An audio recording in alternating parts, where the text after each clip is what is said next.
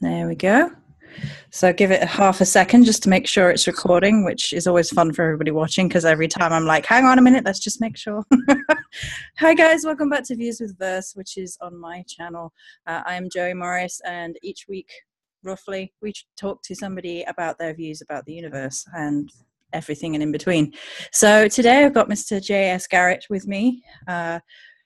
Do you want to introduce yourself to people on my side of the YouTube channel so they know who you are? Yeah, sure. I'm J.S. Garrett. I'm a practicing magician. I offer ritual for hire, and I also do quite a lot of experimentation with new ideas. So yeah, it's a pleasure to be on here talking with Joey today, and we're just gonna throw some stuff out there and see what we can get into. Yeah. I'm all about the personal evolution of spiritual paths as well. So I love that idea. So today we're actually we're going to streamline it because otherwise I'll sit here and talk about personal gnosis for an hour. But we're going to be talking about ritual resistance and problems with ritual and animal familiars. So that's what we're going to be chatting about today. A preference of one or the other to go first? Yeah, let's talk about ritual resistance first. I think that's the biggest hump that we magicians have to get past, and it's a continual hump. You know, there's never a point, at least that I've come to yet, where it's like, okay, I'm done with. Oh, it's smooth sailing from here. Like, no, I have to fight through that every single time. So. Yeah. So with ritual resistance or spell resistance, even because it pops up when you're kind of doing spell work, and some people do spell work within ritual and some people separate them out. So all kinds of magical work that you do encounter resistance. Do you think it's a personal resistance from within, or do you think there's resistance from without, or do you think it's a combination of both? I would definitely say a combination of both. And you know, to me, everything is external as well as internal, and that's because I read the holographic universe, and I tend to agree with those theories. So yeah, I notice that anytime I'm planning a major operation, a major working, there is always a profound amount of resistance, and sometimes there's more than others. And it seems to me that the more important the working is, the more resistance I encounter. And what I think is going on there, you know, I think that we're triggering some type of fence system that's built into our consensual reality matrix. And Kane and I have talked about this a lot. And it seems to me that reality does not want to be altered. So whenever we are intending on doing something to alter this consensual reality, there's a fence system or mechanism that is triggered to where reality automatically starts pushing back against us because it doesn't want that to happen. Now, you can consider that to be, you know, spirits. You know, some people call it the forces of order, or you know, some people view it as merely an internal force, and I think it's definitely both. So, do you think that given the I'm going to say the general norms of society. So most people in society do not follow a magical path. Like the majority of people are against it, or they're kind of not interested in it. Do you think that would create a natural resistance within the energetic matrix? Because if we're all interlinked, so if we're all interlinked to everybody on the planet and all the spirits and energies around us, then if the majority are resistant to that kind of change, and change in general, because human beings don't like change, do you think that could have something to do with how the energetic makeup is when you're seeking to get in tune with like the natural order, with the spirits and things? Do you think that the overarching block might be the resistance from the mentalities, the energies of other people who are resistant to it? Absolutely. It seems to me that when you start operating with these rituals to alter reality, that it's almost like you go to war with these astral egregores, these concentrated energy forms that are, you know, thought forms created by different religions or different people that are pushing against you, working against you. It causes things to go wrong. It causes confusion. It seems like every morning that I wake up the day of a major ritual to heal someone, I wake up feeling sick almost every single time. I will just feel like total shit, and I'll wake up feeling like I don't have what it takes to do this operation that day. And so it's a struggle all day long to push through that physical, psychological resistance. And that's, often things go wrong. Like I tell people, you've got to turn off your cell phones and ignore pretty much everything leading up to this. Otherwise you won't make it. And people get flat tires on the way to the ritual space. People get emergency phone calls. Their babysitters cancel on them. I mean, it's almost the same every time. So it does feel like there's a built-in fence system that is pushing against us. And it seems like there are external spiritual forces that are working against us at the same time. So we really have to push to overcome that. And we definitely do. So it's just a struggle. Do you have any insight about what kind of spirits or spiritual energies would be against change and magical workings of change? Do you think that's, again, tied into the people who follow spirits who are outside of like the magical paths? Do you think that's where that spiritual resistance comes from, or is it independent of people? What do you think? Oh, I think it's the spiritual forces of order and oppression that work against us. I think most of these are created, thought forms that are created by the mainstream religions. The people who hate magic and sorcery and teach us that these things are inherently evil and that we should never dabble with them. Because that gets into popular consciousness so easily. A lot of people who aren't necessarily religious would still question whether or not what magical practitioners are doing is evil, even if they're not fully invested in the idea of evil itself. So people who have people who have no vested interest in the other oppressive religions, like they've been influenced by them, and that's a long reach. That's a long reach of spiritual energy, whether people realize it or not, I think. Yeah, I agree with you 100% there. And I think that this resistance is the reason that most magicians fail, because it gets to a point where it's just too much work with all that external force pushing against you. You got to fight through it. It's literally like fighting your way through a patch of thorns to try and complete the ritual. So one of the things I do to get around that or to combat that is I'll start with an exorcism. And I use a special exorcism. It's in Evoking Eternity, written by E.A. Coetting. Very, very good exorcism. It banishes any and all energy whatsoever. So by speaking that aloud, it kind of wipes the slate clean. It clears out the ritual space, and then I immediately go into summoning the entities and spiritual energies that I want to surround that space. And usually, after speaking that exorcism, all the resistance ceases. That's one good way you can combat it. Another good way is to do evocation the night before and summon like a protective entity or a familiar spirit to surround you from that time and combat that resistance beforehand. So those are good techniques people can use. I created a powder for this, and I called it breaking powder. I called it Mars breaking powder, and I would create it within the energies of Mars, particularly when that kind of aligned really well. And it's kind of funny because I created it to break everything that was going on at any given point. So if there was like spells and curses and things going on, and somebody bought some off me and they didn't believe me when I said it was breaking powder. She was like, so I had other magical workings going on and I used it. And I was like, It broke everything. I was like, that's the idea.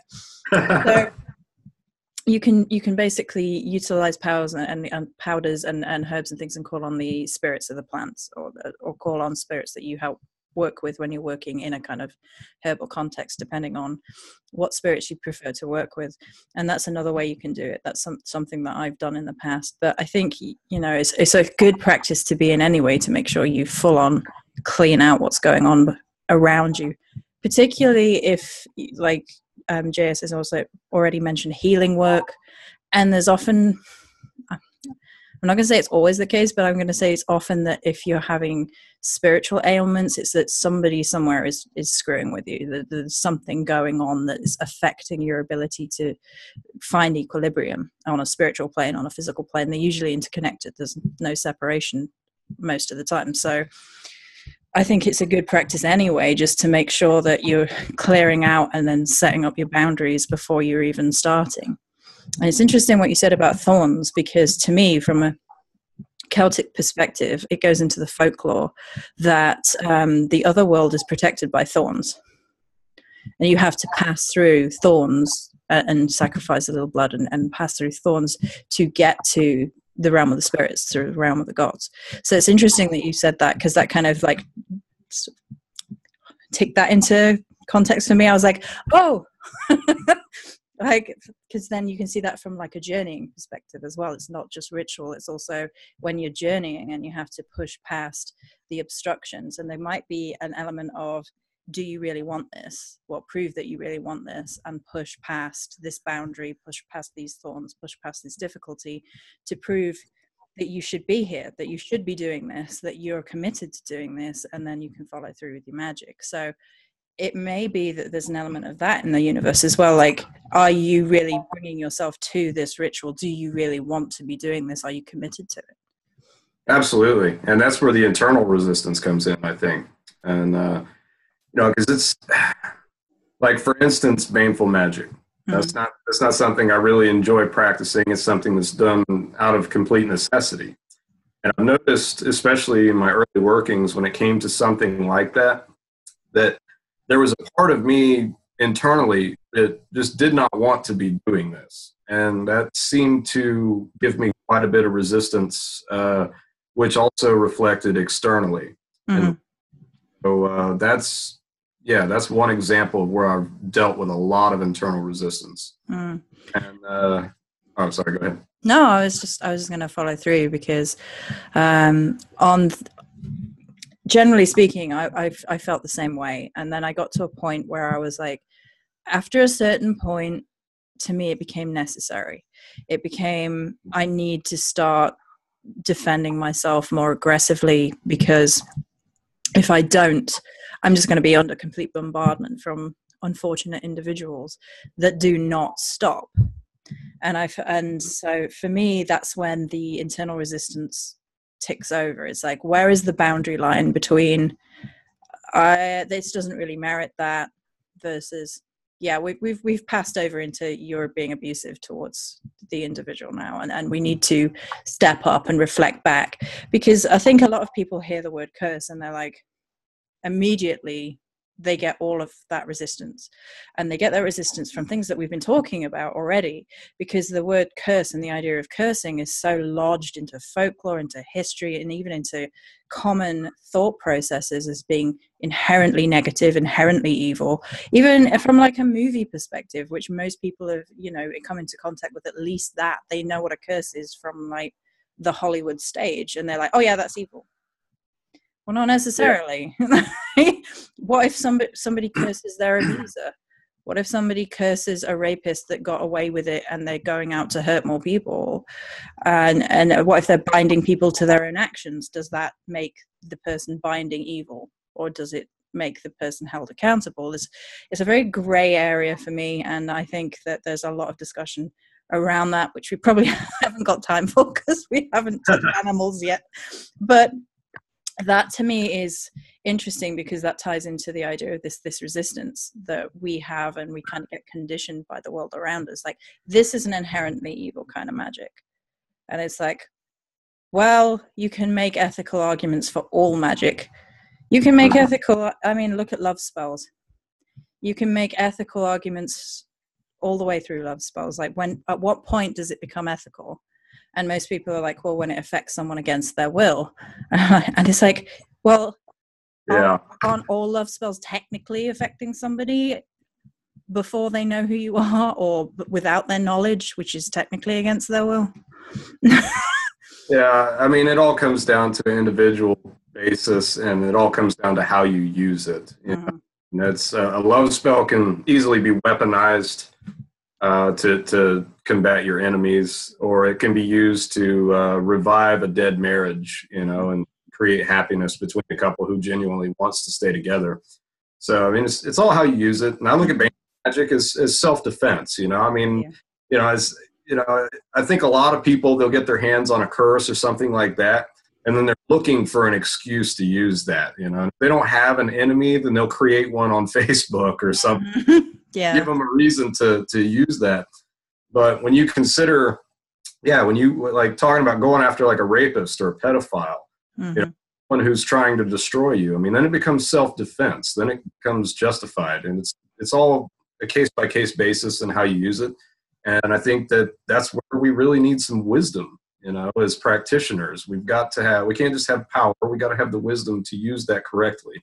That nobody can say what right or wrong is, because that's all a matter of individual opinion and perception. So yeah, absolutely. And it's interesting to me. I've always considered myself to have a high moral, ethical stance, like a lot more than people that I've interacted with at many, many points.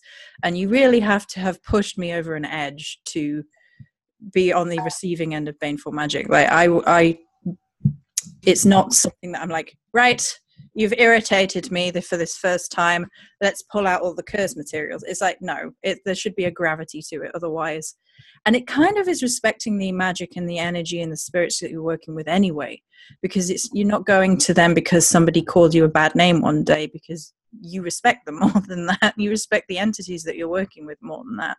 You're taking things that are, gravely serious and possibly ongoing and abusive and damaging, and then doing that kind of work, because it's like, I've reached the point now where I've tried my other magical toolbox. I've tried everything else. I need to take care of this now. So it becomes kind of like a personal responsibility to me after a certain point. Like you have to be responsible for your own protection and the protection of that you love after a certain point. Absolutely. It's a responsibility as a magician, I think. So keeping an eye on the time. Yeah, I could go all day. So I know, right? So I think we'll is there anything you want to add to that before we move on to animal? There's one thing I could add to it. As far as baneful magic and myself goes, I have like a process, a very short process that determines whether or not that is necessary. And I simply ask myself, okay, if I could physically kill this person and get away with it, would I? And if yes, then okay, yeah, I would probably resort to baneful magic. If the answer is no, then it's not that fucking serious. So that's just how I go about it. Yeah, that's very final. I can understand the thought process, though. I'm like, that works. Yep, cut and dry. Yep. Okay, so the second thing we were going to talk about today is animal familiars, and I know that you've got some really interesting points on this already, because we've kind of touched on this behind the scenes already. So do you want to lead with that, about your feelings on animal spirits and how they've been kind of misinterpreted or kind of, I don't know, sanitized, I guess, in modern magical practice? Yeah, I think that, it's something that almost every system touches on. Everybody, every magical system as well as religion throughout history reveres and respects animals. And, there's always, stuff about animal symbolism or animal signs. But I think that it's sorely overlooked by most practitioners. They don't realize how powerful these entities are, because, animals have spirits as well. There's everything, especially, living and breathing, has a current, and the current of energy that is causing the physical manifestations of those creatures on this plane. And so you can tap into the God consciousness of that current, and you have the master spirit or God of that creature. Mm-hmm. Now, as far as animal familiars, that's something that you see a lot on TV, something that I've heard people talk about quite a bit.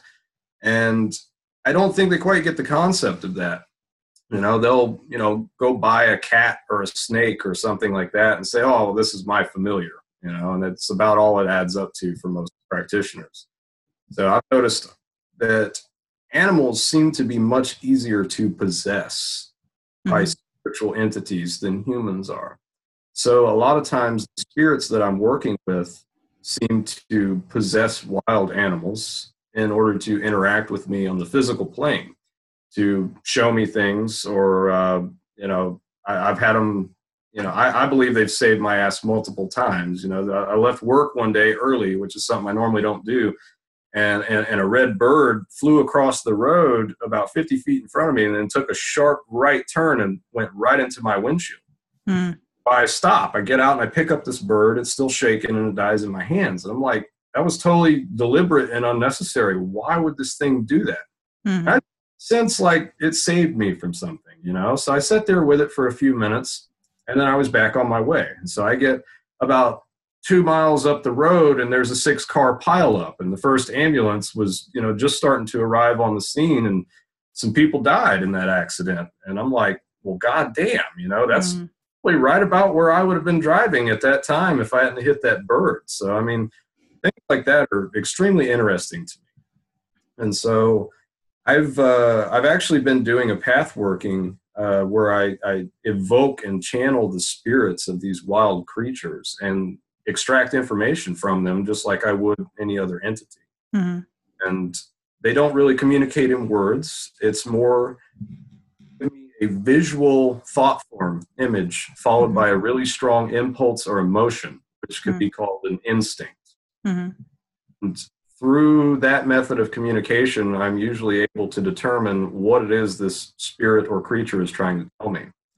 And I've also noticed that certain spirits that I work with have certain animals that they associate with that I tend to have strange encounters with at the time that I'm path working these spirits. So that's how I've put this stuff together. And I've actually experimented with putting spirits inside of animals, like forced possession, in order to create an animal familiar, like a literal animal that has a spirit or demon, whatever you want to call it, inside it. And you can noticeably see the difference in that creature after the fact.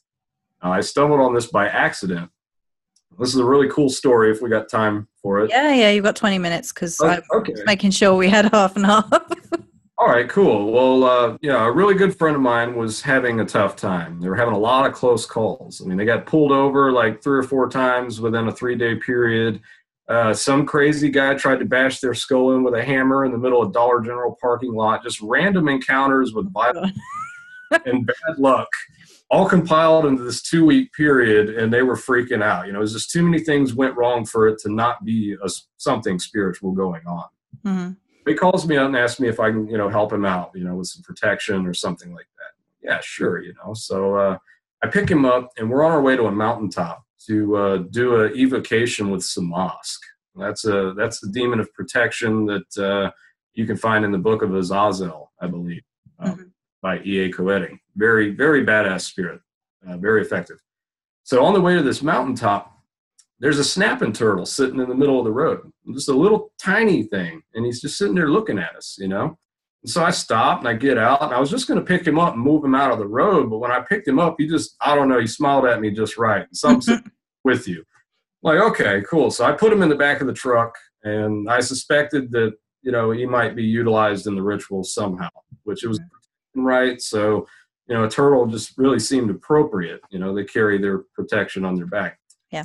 So I get up to the mountaintop, I do the evocation. The turtle's in the back of the truck. I've forgotten about it at this point. And so towards the end of the ritual, I started to get this feeling of anxiety, like I was missing something, like don't close out the ritual yet. You haven't finished. And so I sat there for a minute, and I'm asking Samask, like, what are you trying to tell me? And he will not talk to you. I've got him to answer me one time, and it was a yes or no question, and it pissed him off. He normally will not talk. And so I sat there, and I eventually got a visual image of me placing the turtle within the triangle. I'm like, oh, okay, give me 1 minute. So I go get the turtle out of the back of my truck. I place him in the center of the triangle, and I said, Samask, I offer you this turtle as a living sacrifice to do with as you please. And so a few seconds went by, and then like a little gust of wind seemed to come straight down in the middle of the circle and triangle And at the same time, the wax from the candles both broke off and fell on the ground. So, I mean, it was a very significant event there. Mm-hmm. And I just got a sense like it was done. I'm like, okay, I'm not sure what we just did, but let's see how this plays out. And so I pick up the turtle, and he's like dead to the world. Like, I thought he was dead for real. He was unconscious. And so we're on our way home, and I go to drop my friend off, and he gets out of the truck and he just reaches down and grabs the turtle. Like, he was taking it with him. I'm like, hey, what are you going to do with that turtle? And he looks down at it. He's like, oh, I didn't realize I picked it up. Well, bring him over here and let's look at him for a minute. I'm like, what do you think you're planning on doing with him? He said, oh, I guess I'm going to let him go somewhere, And at that moment, the turtle wakes up and goes berserk. He was squirming around. He was sticking his head out as far as he could, like straight up, and just going nuts. And so I'm like, okay, this is really interesting. So I literally spoke to this turtle. And I'm like, we supposed to keep you or let you go? And he shakes his head, yes. And I'm like, okay, did that mean keep you or let you go? I'm like, all right. So so I set him down in between me and my friend. I said, I want you to crawl towards which one of us is supposed to keep you. And so he immediately turns and crawls towards my buddy. And so I'm like, all right, man, I think you need to hang on to this thing. It's legal to keep one as a pet. And why don't you this is special, whatever's going on here. So the next day he's sending me pictures of this thing. Its eyes were yellow when we picked him up. They turned like blood red. And this thing is like a little intelligent human pet. Like, it displays signs of almost human-like intelligence. You can ask him yes or no questions. He'll shake his head. Or you can set him on the ground and tell him to crawl one way or the other, and he'll do it.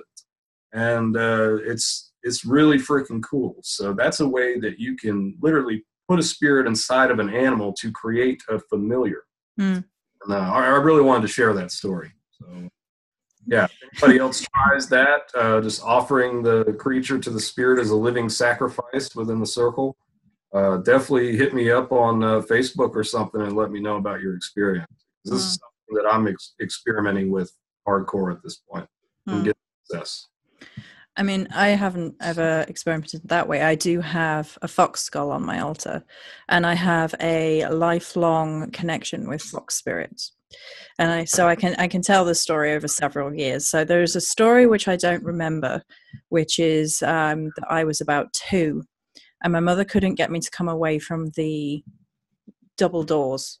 And at the time, we lived with a big garden that backed onto a forest, and there were foxes playing out there. And she said she'd never seen anything like it, and that she realized that that's why she couldn't get me to come away from it. So that was the first thing.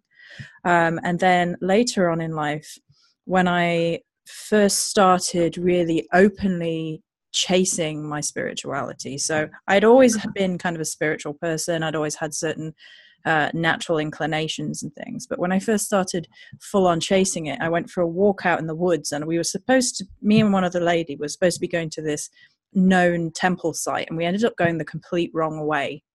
But as I was walking in the middle of the day, mind you, walking down the path, I stopped, and a fox comes out of the side of the thing, looks at me for a good couple of minutes, nods at me, and walks off. And then some years later, I'm at university, and in the middle of the night, and I hear this ungodly screaming, and I'm thinking that a woman's under attack outside. I go running down. Now, bear in mind, not the smartest thing, but this is what instinct did. I go running downstairs with a bat in my hand. Instinct, because thinking back on it, I was like, what were you going to do if there was like a group of 20 of them out there, like me with the bat? But regardless, there was no screaming woman. There was just a fox standing outside my door. And so I like slammed my door open with my bat, and the fox is like, what? And I'm like, is that you screaming like this? What? And just walks off. And so throughout my life, I've had all these strange little encounters with foxes throughout my life. And then it's about, I'm going to say, a year and a half ago, I had been doing underworld journeying. And I was gifted a fox skull, and this fox spirit, this very tangible spirit that was both fox but not, almost in keeping with like the Japanese kitsune idea that they are foxes but not, came into my life at that point. and I had very weird, tangible experiences. So when I got given the fox skull, I needed to clean it and take all the debris off and everything. So I took it upstairs to put it like on the bathroom on the side, ready to, and I was getting bleach and things ready. And I suddenly had a taste of death in my mouth that I will never forget as long as I live, because it was vile. And I could just taste death from the nose, mouth, down my throat. I was like gagging. It was vile. And it was literally, if you're going to take this journey into death with me, then you need to take a bite into death too. And Wow. And since then, I've worked, and I have fox fetishes, like a fox skull that I have decorated and created a home for. So if you guys haven't, I'm assuming most guys have probably heard of fetishes where you have bones of animals and you can create basically a living space, if you like, or a anchor for them to anchor themselves into this world with the skull of the fox, and that connects to the idea. I mean, you called it God energy. I've been calling them sovereign spirits that basically embody the energies of all foxes or whatever it is that you're working with. So I have one of those on the altar, which is all Morrigan up now. It's got like black war paint on and red bits on. So that's another way in which that I have personally done it, and that's come through a death element. And I mean, working with Morrigan, that's probably why, because she has a very strong death element presence, and obviously that in between state lends itself to working with spirits really more easily, I think. So that's something that I've experienced with regards to animal spirits.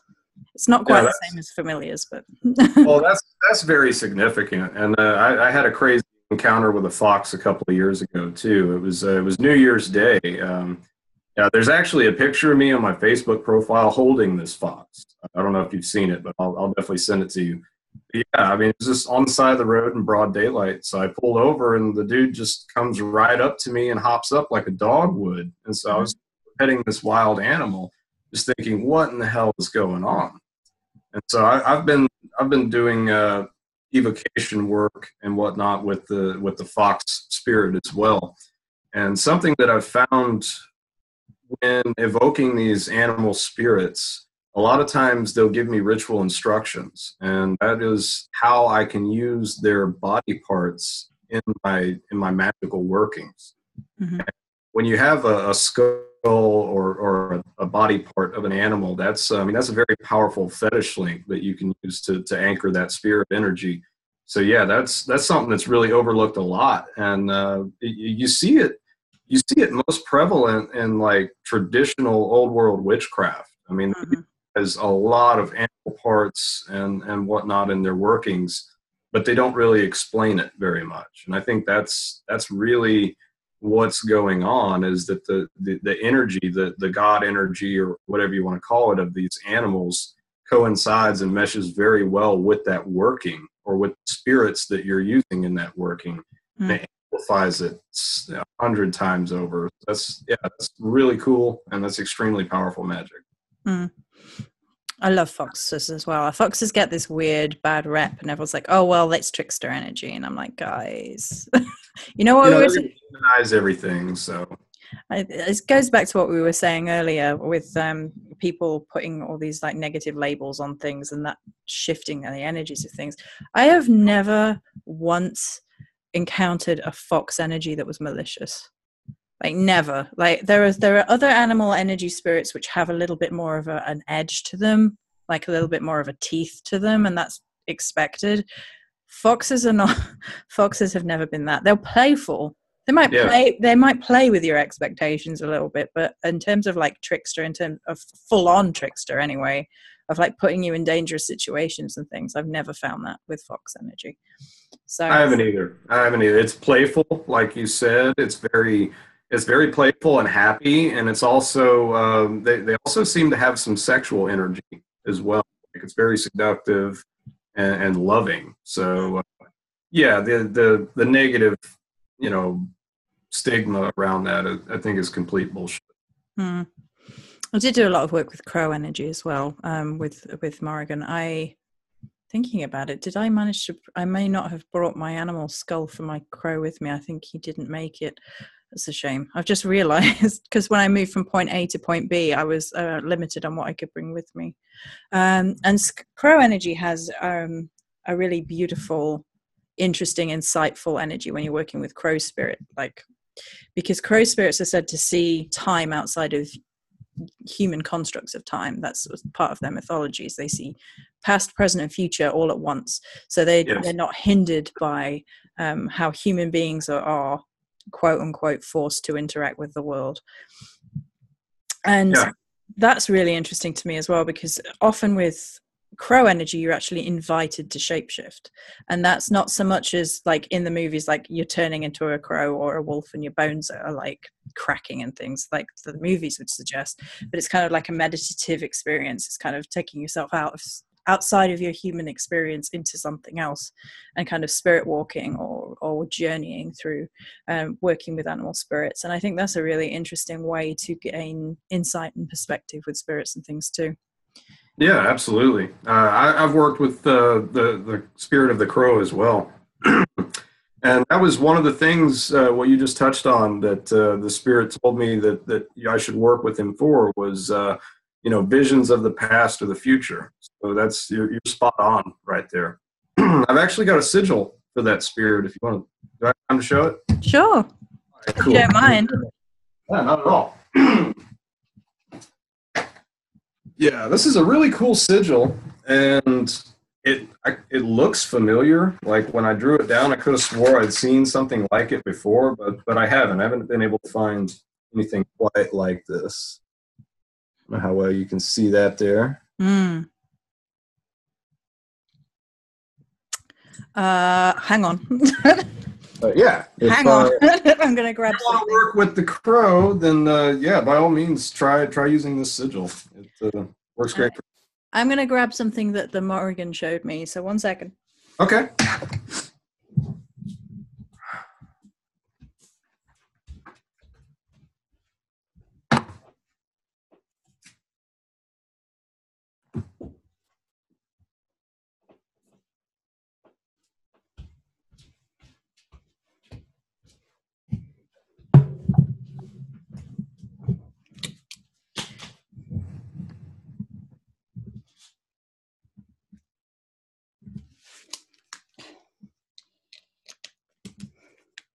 Pull the headphones out. Okay, so it's not entirely the same, but it has a similar kind of a vibe at the top, which is... Wow. That's really pretty. And that's a mixture of Morrigan Crow energy and my picked ancestors, which I found out about recently. So that's awesome. Yeah, that's very similar there. It's interesting with the arrowhead kind of, that's coming, that kind of arrow shape with sort of curve in it has come into both of those. That's interesting. It's interesting when that happens, when people have clearly their own unique experiences, but you can see the thread through them. I think that's really fascinating. Yeah, it's really cool. A friend of mine and I were, working together on this specific current, and I had a sigil that I divined like a couple of years ago, and I never knew what it meant. I got it from the spirit of the whippoorwill, and my buddy, he was trying to divine a seal to perform a specific task in one of the workings we were working on. And so he divines the seal and sends it to me. And in the center of the seal is that exact same sigil that I divined from the whippoorwill 2 years in the past. So yeah, things like that really validate what we're doing. And it goes to prove that we really are communicating with these spirits and tapping into this collective consciousness. So, I mean, that's very cool. I love validation. That's always on. It's probably a good place to round up, actually, because we're about on time. So that's probably a good place to wrap up. So is there anything you'd just like to kind of advertise to the guys watching today, like where they can find you and what you do and where they can find your Ritual for Hire, that sort of thing? Oh, absolutely. Well, I just rolled out a Ritual for Hire through Become a Living God. It's called The Rite of Deification. I published an article in the Anthology of Sorcery Volume 3 about that. That's really cool if you want to check it out. And I also do quite a bit of other things. I've been doing Ritual for Hire for for a few years now, and it's always been through word of mouth. Like, you had to know someone who knew me. So I'm just now starting to like branch out into the public eye a little bit. So yeah, if anybody wants to hit me up or book me for a consultation, we become a living God, by all means do so. And yeah, I'm always on Facebook too if you have a question about some of my other rituals that I do for clients. So Cool. Absolutely. So I will try my best. It's been a migraine week to pop all the links down below for you guys. So if you want to go find Become a Living God, find the Ritual for Hire. Can you find the book through the main Bolg website as well? Is this? Yes, absolutely. I'm pretty sure they still have a few copies left. I have one somewhere. Well, technically Darren has one, but it's really worth checking out though. I've read it all, and it's a really interesting ritual. And again, it's one of these things that we haven't had a huge amount of time to touch on, but it's your right. You created it. Yes. And it's playing with new ideas and bringing new ideas into yeah. Well, actually it was channeled to me by the being known as Shemyaza. And it's a method of, I call it the rite of deification, because that's quite literally what I'm doing. I'm pulling the spirit of a living person out of their body and making a blood sacrifice directly to them so that they can absorb the life force energy and the power from that sacrifice and then carry it back to their physical body. So it's like giving them a dose of magical steroids. It really takes you to the next level.